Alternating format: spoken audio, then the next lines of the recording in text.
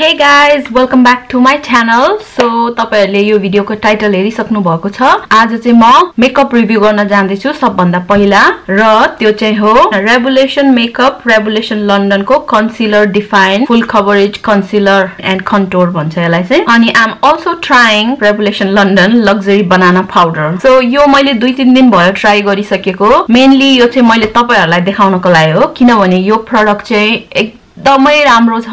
Believe me guys, अहिलेसम्म म कति 30 वर्ष ओभर पुगिसके र लाइफमा मैले जतिवटा कन्सिलर ट्राई गरेको छु नि सबभन्दा बेस्ट चाहिँ यो छ गाइज। म एकछिनमा तपाईहरुलाई देखाउँछु यसको कभरेज यसले कति राम्रो काम गर्छ भनेर। Same with this banana powder, यसलाई चाहिँ 5 पाउन्ड मात्रै पर्छ। मैले सुपर ड्रगबाट लिएको हो अनि यसलाई चाहिँ 4 पाउन्ड मात्रै पर्छ गाइज। र यसको प्राइस हेर्दाखेरि यो चाहिँ एकदमै चीप अनि अफोर्डेबल छ। जसले पनि किनेर लाउन सक्छ यो गाइज। सो म तपाईहरुलाई डेमो देखाउन चाहन्छु यसको कस्तो राम्रो कभरेज छ यो दुईटा चीजको चाहिँ। म पहिला यो कन्सिलर ट्राई गर्न जाँदैछु। यो कन्सिलर चाहिँ यस्तो सानो ट्युबमा आउँछ। सो मैले चाहिँ कन्सिलर लाउन जाँदैछु अहिले आँखाको मुनि, नाकको तल, चिनमा अनि फोरहेडमा अनि जहाँ जहाँ तपाईको हैन मार्क्सहरु छ त्यहाँ त्यहाँ लाउनु। हिजो चाहिँ मैले यहाँ मेरो आइब्रो शेप गर्दाखेरि चाहिँ काटिदिएको थिए, त्यही भएर यहाँ अलिकति कट छ, त्यही भएर आम गर्न do that as well.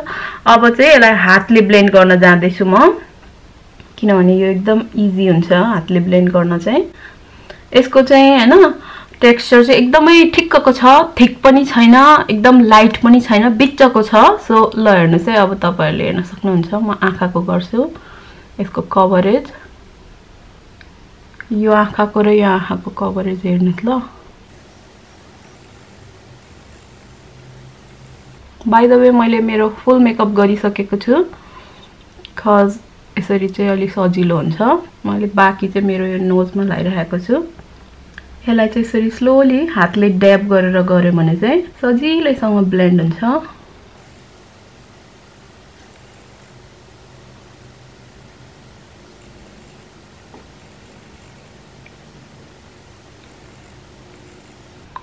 By the way मेरो यो कन्सिलरको सेट चाहिँ C10 हो अनि यो चाहिँ मलाई एकदमै राम्रोसँग म्याच भइरहेको छ।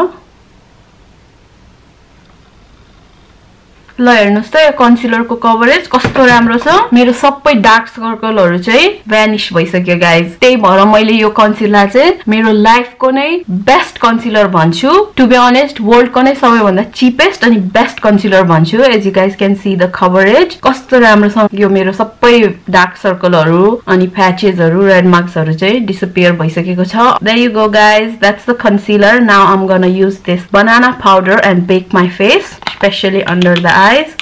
सो यो बनाना पाउडरलाई चाहिँ यसरी हाल्नुपर्छ सानो यसको ढक्कनमा। अनि तपाईहरुसँग स्पन्ज अथवा ब्युटी स्पन्ज छ भने चाहिँ यसरी लिएर आँखाको तल यसरी लाउनुस्। यसो गर्नाले चाहिँ तपाईको यो कन्सिलर लिक्विड प्रोडक्टहरु चाहिँ लामो समयसम्म रहन्छ। म यहाँ कन्ट्रोल गरेको थिएँ, यहाँ पनि मैले हल्का लगाउँछु। तपाईहरुलाई जुनै ठाउँमा नि ऑयली हुन्छ त्यो ठाउँमा पनि लगाए हुन्छ यो बनाना पाउडर चाहिँ। यसरी लाउनुस्। मैले यो मेरो यो बनाना बेकिङ पाउडर लगाएर भइसकेको छु गाइस र म some sort of weird person जस्तो देख्छु। तर यसलाई चाहिँ 2 मिनेट जस्तरी यतिकै छोड्दिनुस् अनि त्यसपछि चाहिँ यसलाई चाहिँ वाइप आउट गर्दा हुन्छ। यो बनाना पाउडरको चाहिँ 3टा शेड आउँछ अनि यो कन्सिलरको चाहिँ 18 वटा शेड्स छ I believe. So while waiting for that I would like to show what I am wearing today. I am wearing this lipstick which is from MAC and it's called Pink Niveau. This lipstick guys, it's so good. मैले चाहिँ प्राय जस्तो हल्का मात्रै लाउँछु तर I am going to apply more today for you all. There you go.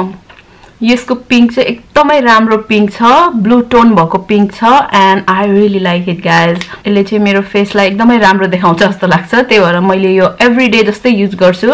कहिलेकाहीँ चाहिँ लाइट ड्याब मात्रै गर्छु, आज चाहिँ अलि बढी लगाएको छु and it's really nice guys. Definitely get this one as well. So अहिले चाहिँ 2 मिनेट जस्तो भइसक्यो गाइज र अब म चाहिँ यो लाइटली रिमुभ गर्न जाँदैछु अघि बेक गरेको। यसरी स्वाइप गरिदिनुस् अघि नै लगाएको यो पाउडरलाई चाहिँ। अनि यहाँ कन्टुर गरेको ठाउँमा पनि बनाना पाउडर यसरी लगायो भने चाहिँ तपाईको कन्टुर झनै मजाको शार्प देख्छ। हेर्नुस् कस्तो राम्रो देखेको छ अहिले। Same in the other side. Just swipe it away.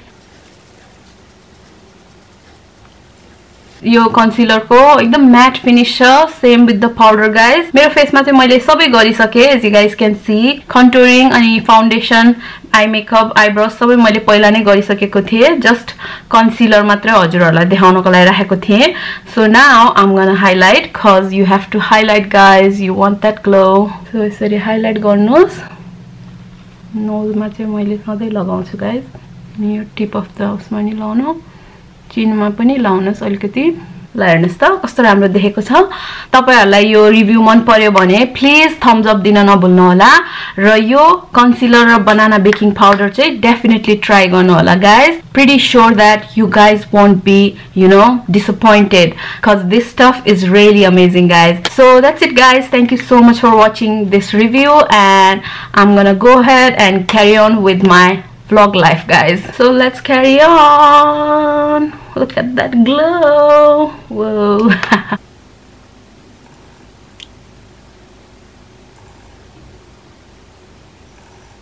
Okay guys, quick question for you guys है त. यो चाहिँ म मात्र हो कि तपाईहरु पनि हो? I just want to know. म चाहिँ लाइक पाहुनाहरु आउँदै छ भने चाहिँ 2-3 दिन अगाडि चाहिँ घर सफा राख्छु, लाइक क्लीन गर्छु.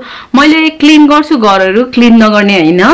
तर जब पाहुनाहरु आउँछ भने म चाहिँ extra clean गर्छु. You mean extra, that word extra guys.